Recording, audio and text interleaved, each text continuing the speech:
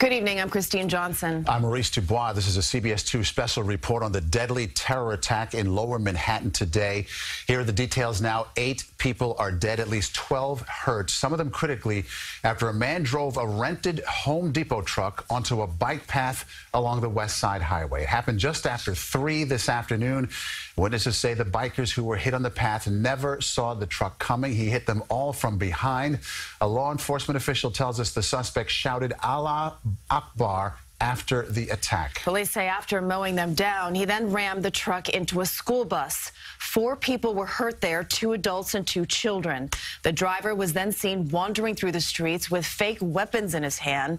Police then shot him in the stomach. The driver is now in custody and being treated at a local hospital. Once again, police are investigating this incident as an act of terror. This animation here gives you a sense of just how far the suspect traveled.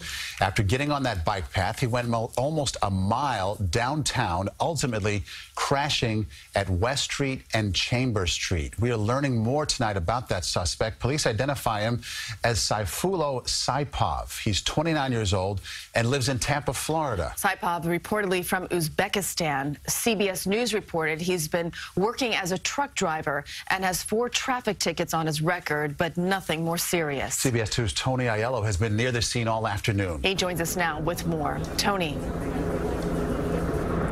Christine and Maurice, the police presence has relaxed somewhat here at the corner of Chambers and Greenwich, and certainly the crowds have diminished as well. This happened at a time when many students were either arriving at Borough of Manhattan Community College for evening classes or finishing up afternoon classes, and also leaving the grade school right here on Chambers Street and also Stuyvesant High School. We have some video that shows the moments after Sayfullo Saipov smashed his rental truck into different people at different points along the West Side Highway.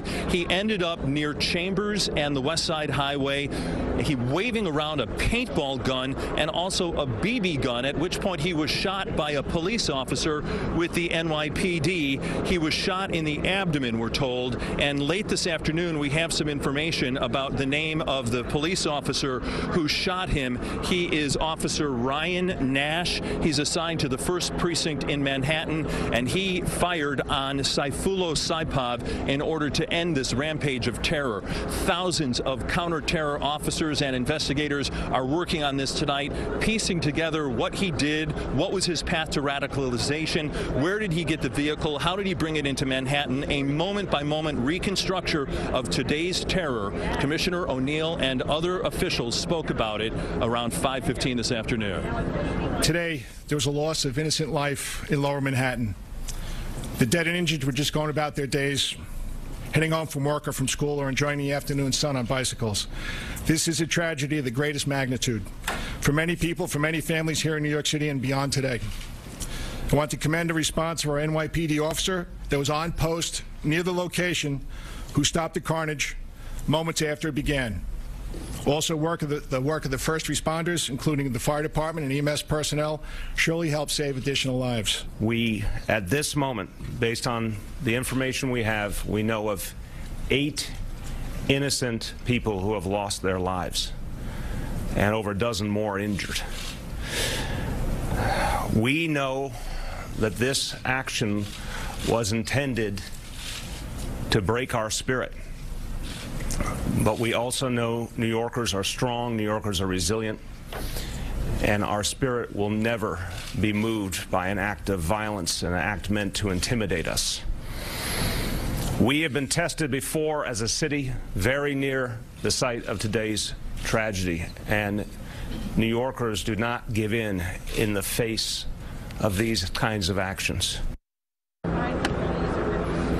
And that resolve from Mayor de Blasio, shared by most of the people that I spoke with, people who live, work, and go to school in this neighborhood. They're obviously distraught, they're shaken, but they're going to go on with their lives, understanding that lone wolf terror is a fact of life in the modern age, and it's very difficult for the NYPD to stop. I reported earlier this evening that police believe that this vehicle, this Home Depot vehicle, was rented at a Home Depot right near the entrance of the Holland Tunnel in Jersey City. city. They are there trying to find out what they can about the circumstances of Sayfullo Saipov renting this. And they're also, again, retracing the path that he took into the city. I'm told that Port Authority police were first flagged down near West and Spring Street, right outside the exit from the Holland Tunnel, that a female had been hit in the bike path, and another Port Authority police officer on patrol was then flagged down near Vesey and West, a little bit further south, by an off-duty NYPD sergeant